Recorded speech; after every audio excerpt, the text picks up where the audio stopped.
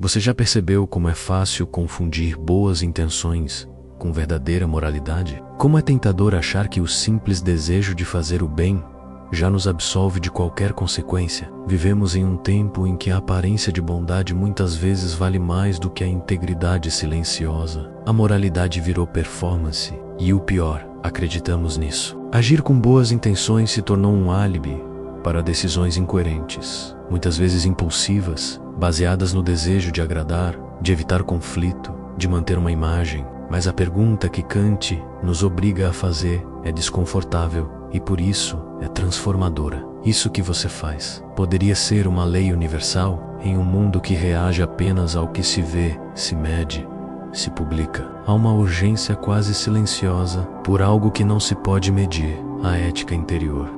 Aquela que não depende de aplausos, nem de likes, nem de validação externa. A que nasce do dever pelo dever. Não porque convém, não porque alguém está vendo, mas porque dentro de você existe um tribunal. E nesse tribunal não se aceita suborno, não se aceita justificativa emocional, não se aceita auto-engano. Kant chamou isso de imperativo categórico menos a lei incondicional do agir moral. Uma regra que não depende de circunstância nem do EMACA. Agir como se aquilo que você faz se tornasse uma regra válida para todos. Isso não é frieza, isso é elevação. É o chamado mais profundo que a consciência pode ouvir. Porque enquanto você seguir apenas o que sente, será escravo das marés emocionais. Mas quando começa a agir a partir do que é certo, mesmo que doa, mesmo que custe, você se torna livre. A verdadeira dignidade não é uma pose, é uma vibração silenciosa que atravessa seus gestos, suas palavras, suas escolhas mais discretas. É a frequência da alma que não negocia com conveniência. É o campo sutil onde sua consciência deixa de ser reativa e passa a ser soberana. Uma consciência que não se curva, não se vende, não se adapta por medo de desagradar. Essa dignidade é rara, mas quando alguém a cultiva, tudo ao redor muda, porque a integridade transforma o ambiente, mesmo em silêncio. Mas há um risco imenso em ignorar isso. Quando você abdica da sua autonomia moral, não está apenas cedendo ao outro, está dissolvendo a si mesmo. Cada pequena traição contra o que você sabe que é certo vai desintegrando sua própria estrutura interna. E aos poucos, você se torna alguém que não confia mais em si, porque sabe que traiu algo sagrado dentro. E essa dor não grita, mas corrói. Não aparece, mas paralisa. Kant nos oferece uma imagem poderosa, o tribunal interno. Imagine dentro de você um espaço onde cada decisão é avaliada por um juiz que não se engana, que não se emociona, que não esquece. Esse juiz é sua razão moral, e ela sabe, sempre soube, mas fomos ensinados a calá-la, a abafar esse tribunal com justificativas, com desculpas emocionais, com distrações confortáveis. Só que há um momento em que a alma exige justiça, um momento em que você percebe, ninguém mais pode decidir por você. E então vem a pergunta que atravessa toda essa reflexão como uma flecha silenciosa. E se a verdadeira manifestação não for mentalizar desejos, mas agir como se o destino do mundo dependesse da sua integridade? Porque talvez dependa. Talvez o mundo esteja desmoronando não por falta de intenção, mas por excesso de incoerência. Talvez o real milagre seja este: viver com tanta verdade que sua presença se torne ética, que sua existência se torne exemplo. Tópico 1. Menos a falha vibracional por trás da moralidade condicional. É fácil acreditar que estamos fazendo o certo quando nossas emoções estão envolvidas. Quando sentimos compaixão, carinho, pena ou amor, supomos que esses sentimentos justificam automaticamente nossas escolhas. Mas essa é uma falha invisível, sorrateira, quase sempre imperceptível. Confundimos empatia emocional com ética autêntica. Acreditamos que ser bons com os outros, querer o bem, já é suficiente. Mas nem sempre é. Nem sempre o coração acerta. Porque o coração, muitas vezes, só quer agradar. E ao tentar agradar, ele pode nos levar a trair o que é justo, o que é verdadeiro, o que é íntegro. Há uma dissonância profunda entre querer fazer o bem e saber o que deve ser feito. Quantas vezes agimos movidos por afeto, mas no fundo sabíamos que estávamos cedendo ao medo de rejeição? Quantas vezes calamos uma verdade importante para não magoar? e com isso, alimentamos uma mentira que feriu ainda mais. Quando a mente abdica da razão para seguir o desejo de ser aceito, ela se torna cúmplice de uma corrupção silenciosa. Essa corrupção não vem de fora, ela nasce dentro, cada vez que ignoramos o que sabemos que é certo, só para manter a harmonia aparente. E o mais perigoso, nos acostumamos a chamar isso de bondade. Começamos a premiar atitudes que apenas parecem boas, mas que por dentro são incoerentes, frágeis, inseguras. Seguimos o coração, mas não questionamos se esse coração está alinhado com a verdade. E Kant, com sua clareza cortante, nos alerta: o bem não é o que sentimos. O bem é o que é justo menos, mesmo quando não sentimos vontade de fazer, mesmo quando é difícil, mesmo quando ninguém vê. A neurociência moderna confirma algo que Kant intuía com precisão filosófica.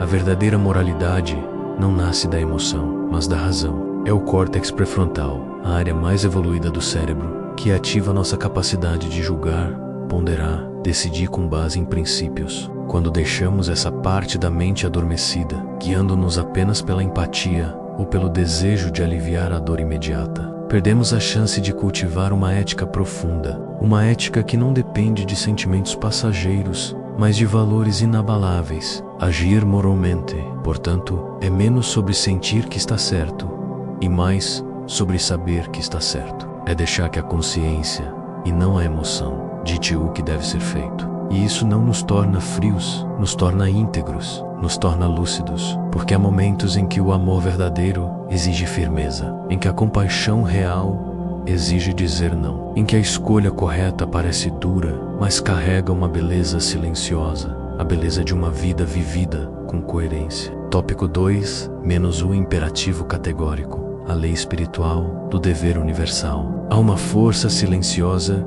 que governa a alma madura, uma força que não depende da aprovação dos outros, nem do humor do dia, nem das conveniências do momento. Essa força é o dever, não o dever imposto por fora, mas aquele que nasce por dentro. Kant chamou isso de imperativo categórico, a ideia de que devemos agir apenas segundo princípios que poderiam, sem contradição, se tornar leis universais. Em outras palavras, antes de agir, pergunte-se: e se todos fizessem isso que estou prestes a fazer, o mundo se tornaria mais íntegro ou mais caótico? Essa não é uma pergunta teórica, é espiritual, é vibracional, porque viver dessa forma exige elevação de frequência, exige sair do automatismo emocional e entrar na coerência moral. Agir por dever é alinhar pensamento, palavra e gesto com uma verdade maior, não uma verdade individual, moldada por desejos e traumas, mas uma verdade que transcende o ego, uma verdade que se sustenta, mesmo quando ninguém está olhando, mesmo quando dói,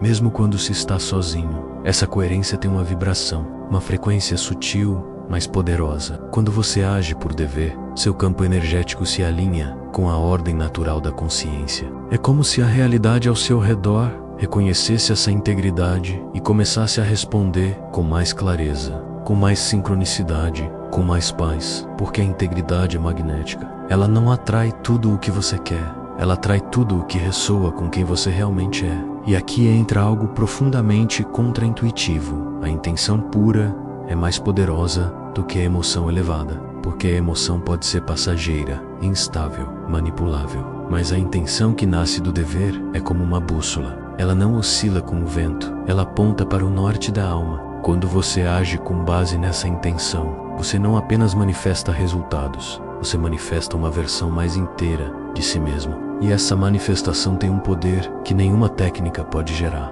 Kant propôs um método para que essa integridade se torne prática. 3 perguntas simples, mas transformadoras. A primeira: o que estou prestes a fazer poderia se tornar uma lei válida para todos? A segunda: estou tratando a mim mesmo e aos outros como fins em si mesmos, ou apenas como meios para um fim? A terceira: essa ação expressa um respeito verdadeiro por mim e pelo mundo? Responder a essas perguntas com honestidade é, em si, um ato espiritual, porque obriga a mente a sair do ego e entrar no campo da ética incondicional. E essa é a verdadeira espiritualidade: não escapar da vida, mas se tornar digno dela. Agir com tanta clareza que sua conduta se torne oração. Falar com tanta verdade que suas palavras curem, escolher com tanta retidão que sua existência se transforme em um ponto de estabilidade em um mundo que perdeu o eixo. Isso é um imperativo categórico, não como regra externa, mas como uma aliança interna com aquilo que é eterno em você. Tópico 3. Menos autonomia, a nova fronteira da manifestação autêntica. Há um momento na vida em que o indivíduo se cansa de pedir permissão, não apenas dos outros menos, mas de si mesmo. Um momento em que ele percebe que tudo o que buscava fora menos validação, reconhecimento, segurança, menos jamais, suprirá o vazio da própria desconexão. É nesse instante silencioso que nasce a autonomia moral, não como rebeldia, não como isolamento, mas como soberania vibracional. A consciência começa a entender que manifestar não é atrair o que se deseja, mas sustentar com firmeza aquilo que se é. Autonomia moral é viver de forma tão coerente com a própria verdade que a dependência emocional se dissolve, não por frieza, mas por clareza. Quando você compreende que sua dignidade não pode ser dada por ninguém, percebe também que ela não pode ser tirada. Você para de agir para agradar, para de escolher com medo, para de negociar com sua própria consciência e começa, enfim, a habitar sua frequência original, menos aquela que não se contamina com aplausos ou críticas, porque não vive para fora, mas para dentro. Buscar aprovação externa é uma armadilha antiga, uma armadilha disfarçada de gentileza, de diplomácia, de empatia, mas muitas vezes, por trás dessa doçura, há um abandono de si, uma entrega da própria integridade em troca de pertencimento. E esse preço é alto demais, porque quando você precisa que o outro diga quem você é, você perde a única coisa que o torna realmente livre, a capacidade de escolher pelo que é certo, não pelo que é confortável. A consciência, quando íntegra, se torna um campo energético soberano, um território onde não entra a chantagem emocional, nem a manipulação sutil, nem a exigência de ser alguém que não se é. Você começa a manifestar não os seus desejos mais urgentes, mas a realidade que ressoa com sua retidão. Tudo muda quando a manifestação deixa de ser uma busca por controle e se transforma em um reflexo do seu estado de coerência interior. Kant nos oferece um modelo mental capaz de transmutar essa dependência. Ele nos convida a agir como se fôssemos legisladores do universo moral, como se cada ação nossa estivesse escrevendo em silêncio a lei do mundo que desejamos habitar. Isso muda tudo, porque nos tira do papel de vítima, de criança emocional e nos coloca como adultos espirituais. Seres que não esperam ser salvos, mas que reconhecem. A salvação está em cada escolha feita com integridade. Autonomia não é solidão, é maturidade vibracional. É a capacidade de se sustentar na própria verdade, mesmo quando ninguém entende, mesmo quando dói, mesmo quando parece mais fácil ceder. Porque o que está em jogo não é apenas o resultado da ação, é quem você está se tornando ao realizá-la. E isso define tudo. A frequência que você sustenta no silêncio das suas decisões é o que molda o campo da sua existência. Tópico 4. Menos quando a emoção sabota o espírito. A armadilha do prazer ético. Nem tudo que parece bom é de fato justo. E nem tudo que conforta a alma é de fato verdadeiro. Há uma ilusão perigosa que nos faz acreditar que o bem precisa sempre vir acompanhado de bem-estar, como se a prova da moralidade de uma escolha fosse o prazer que ela oferece. Mas a verdade é outra. A verdade é mais dura, mais sóbria, mais elevada. O bem não é aquilo que nos faz sentir bem, menos é aquilo que precisa ser feito. Ainda que doa, ainda que contrarie, ainda que custe a paz superficial em nome de uma paz mais profunda. Vivemos em uma cultura viciada em dopamina moral. O prazer de ter feito algo bom virou um combustível. Compartilhamos nossas boas ações, buscamos reconhecimento, queremos a sensação de ter sido úteis, amorosos, corretos. Mas será que isso não nos afasta do próprio eixo ético? Será que aos poucos não estamos confundindo moralidade com performance emocional? A neurociência mostra que nosso cérebro busca recompensas imediatas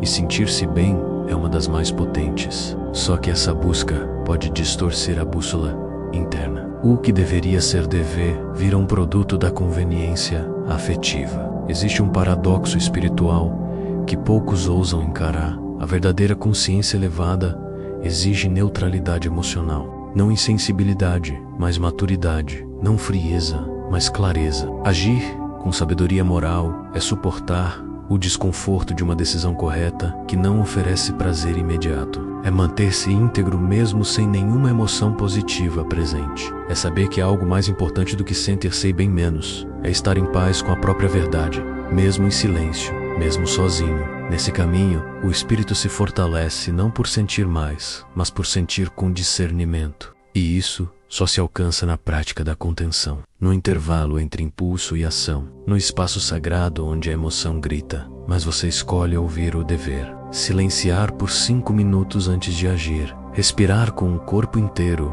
antes de falar, deixar que a mente moral, menos aquela que se conecta com um campo mais elevado da consciência, menos tenha tempo de emergir. É nesse espaço que nasce a verdadeira manifestação, porque a alma só se torna canal de algo maior quando deixa de agir em função da emoção e começa a agir em função da verdade. E a verdade muitas vezes é incômoda, mas também é libertadora. Não existe expansão espiritual sem esse confronto interno. Não existe elevação sem a coragem de dizer não ao prazer momentâneo em nome da integridade permanente. Tópico 5 menos o chamado silencioso da dignidade. Você está ouvindo? Há uma frequência que não pode ser ouvida com os ouvidos. Ela vibra de forma quase imperceptível, mas inconfundível. Não é barulhenta, não se anuncia, não se exibe, mas quando alguém a carrega, todos ao redor sentem. Essa frequência é a dignidade. Não aquela ensinada como postura social,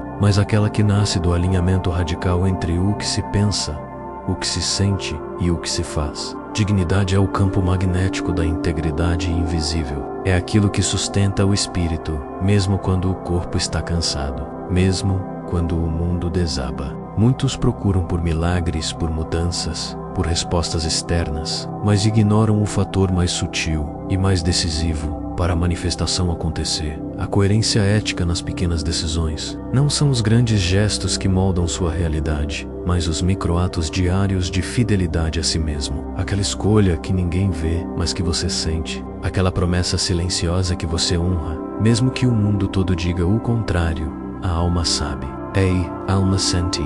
E quando há incoerência, a realidade trava, não por castigo, mas porque o universo não responde a palavras. Ele responde à vibração da consciência. Existem histórias que não viram manchetes, mas que transformam vidas. Histórias de pessoas que reconstruíram tudo com base apenas na retidão, sem plateia, sem recompensa imediata, sem holofotes, apenas com um compromisso inegociável com a própria moral. Homens e mulheres que, diante da possibilidade de atalhos, preferiram o caminho silencioso da honestidade. Gente que perdeu, sim, perdeu vantagens, perdeu apoio, perdeu tempo, mas ganhou algo impossível de ser roubado, uma consciência em paz. Kant propõe um espelho poderoso para esse tipo de integridade. Uma pergunta simples, mas cortante. E se todos fizessem o que eu faço, o que aconteceria com o mundo? Essa pergunta remove máscaras, rasga justificativas e revela, com clareza quase dolorosa, o verdadeiro impacto de cada ação. Se sua vida fosse um modelo, o que estaria sendo cultivado no coletivo? Se suas escolhas fossem a norma, qual seria o estado da consciência humana? A dignidade é silenciosa, mas insiste. Ela sussurra quando você está prestes a ceder. Ela aperta o peito quando você se afasta de si. Ela acende uma luz invisível no momento exato em que tudo parece escuro. E nesse instante, você não precisa de conselhos. É só do coragem. Coragem para ouvir o chamado. Coragem para não negociar com a alma. Coragem para ser íntegro, mesmo quando ninguém entende. Porque no final, não é sobre vencer, é sobre permanecer inteiro. Tópico 6, menos o tribunal interno. Como Kant ativa sua consciência quântica. Há um lugar dentro de você onde não existem distrações. Um lugar onde nenhuma justificativa emocional sobrevive, onde todas as máscaras caem.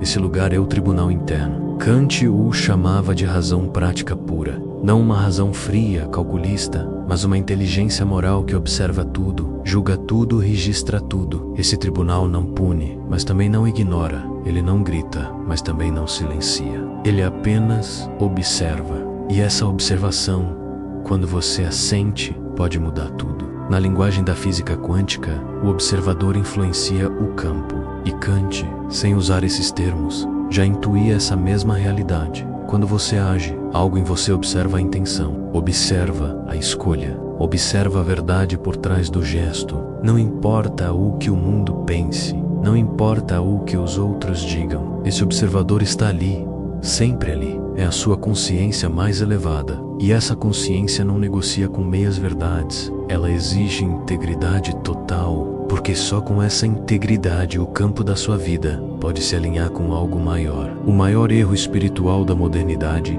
é acreditar que podemos manifestar realidades elevadas sem uma base ética sólida, como se fosse possível atrair luz com uma conduta fragmentada, como se o universo fosse uma máquina de recompensas e não um espelho da consciência. Mas não há manifestação verdadeira sem retidão, não há expansão sem responsabilidade, não há abundância que sustente a incoerência. O campo responde não ao que você deseja, mas ao que você vibra. E o que você vibra é o que você é quando ninguém está vendo. Kant nos convida a um ritual simbólico, sutil, mas poderoso. Olhar para si no fim do dia, revisar mentalmente suas ações, perguntar com honestidade sem autopiedade: hoje, fui fiel à minha consciência? E escrever como se estivesse redigindo um julgamento moral sobre si mesmo, não para se culpar, mas para se ver, para reconhecer onde ainda existe auto-engano, onde ainda há concessões, onde ainda falta coragem para sustentar a verdade. Ler esse texto em voz baixa,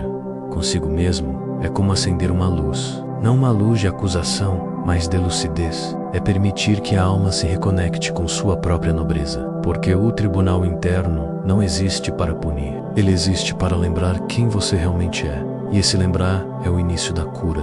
É o início da liberdade. Tópico 7. Menos a moralidade como portal espiritual. Porque o dever é a nova meditação. Nem toda meditação acontece em silêncio. Nem toda elevação espiritual exige olhos fechados. Há uma forma de oração que não se expressa em palavras, mas em escolhas. Uma forma de presença que não se mede em horas, mas em coerência. Kant nos convida a reconhecer o dever como esse portal silencioso, uma ponte entre o que somos e o que poderíamos ser. Entre o mundo como ele é e o mundo como ele deveria ser. Agir corretamente, mesmo em meio ao caos, torna-se uma forma de meditação ativa, menos uma oração feita com o corpo, com a fala, com a conduta. Vivemos tempos em que espiritualidade virou estética, ritual, aparência, mas a ética pura, essa sim, transforma. Não há expansão de consciência mais profunda do que a fidelidade a princípios justos. Quando você age com retidão, sem esperar recompensa, sem buscar vantagem, você se alinha com uma ordem cósmica mais sutil. E essa ordem responde com clareza, com direção, com força interior, porque não há nada mais espiritual do que tornar-se inteiro. E não há integridade verdadeira sem dever cumprido. A moralidade não é uma prisão, é uma libertação. Ela nos liberta da oscilação emocional, da escravidão dos desejos, do peso de uma vida guiada apenas por impulsos. Quando você age por dever, você não está limitado, você está elevado. Você para de reagir ao mundo e começa a moldá-lo. Você deixa de ser refém das circunstâncias e se torna fonte de estabilidade para os que o cercam. Isso é meditar com os pés no chão. Isso é espiritualidade com alma ética. O princípio kantiano não é um dogma, porque ele nos obriga a sair da confusão emocional e a tocar algo mais claro, mais firme, mais verdadeiro. Agir como se cada gesto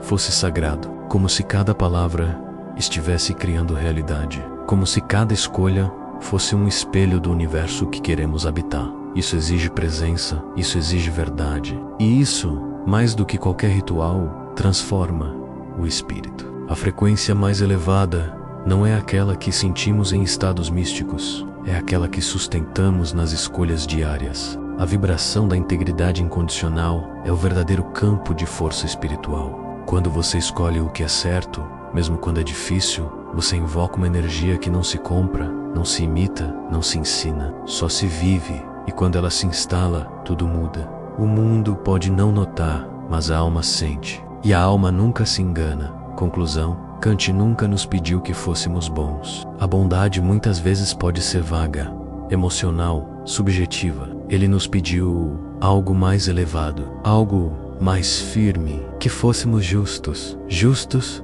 com a razão, justos com o mundo, justos conosco. Porque a justiça, diferente da bondade emocional, exige estrutura, exige coragem, exige que a consciência assuma o lugar de comando e transforme cada ação em um ato de verdade. Manifestar não começa com desejo, começa com coerência. Porque aquilo que você deseja pode estar em dissonância com aquilo que você vibra. E o universo, silencioso e preciso, não responde ao que você quer, responde ao que você é. E você é o que você faz. Não o que você sonha, não o que você sente, mas o que você sustenta na prática, na rotina, na decisão difícil, no instante em que ninguém vê. A dignidade é a única energia que não se negocia. Ela ou está presente ou está corrompida. Não há meio termo, não há neutralidade, e quando ela está ausente, tudo parece perder sentido. O corpo sente, a alma silencia. O mundo responde com ruído, mas quando ela se instala, mesmo que tudo esteja em ruínas ao redor, há paz, há um eixo, há um centro, porque a dignidade não depende de circunstâncias, ela depende de fidelidade ao que é verdadeiro. Sua consciência é um espelho quântico, não reflete o que você sente, nem o que você imagina. Ela reflete o que você faz, e esse reflexo molda sua realidade. O dever silencioso, aquele que você cumpre sem plateia, sem aplauso, sem retorno imediato, é a forma mais pura de amor ético que o universo reconhece. Uma forma de dizer, sem palavras, eu sou confiável. Confiável para os outros, confiável para mim, confiável para o mundo. E talvez essa seja a pergunta mais profunda de todas, a que ecoa depois que tudo se cala. Você está se tornando alguém que o mundo poderia imitar com segurança? Porque se a resposta for sim, mesmo que ainda em construção, mesmo que imperfeita menos, então há esperança, então há caminho, então há verdade.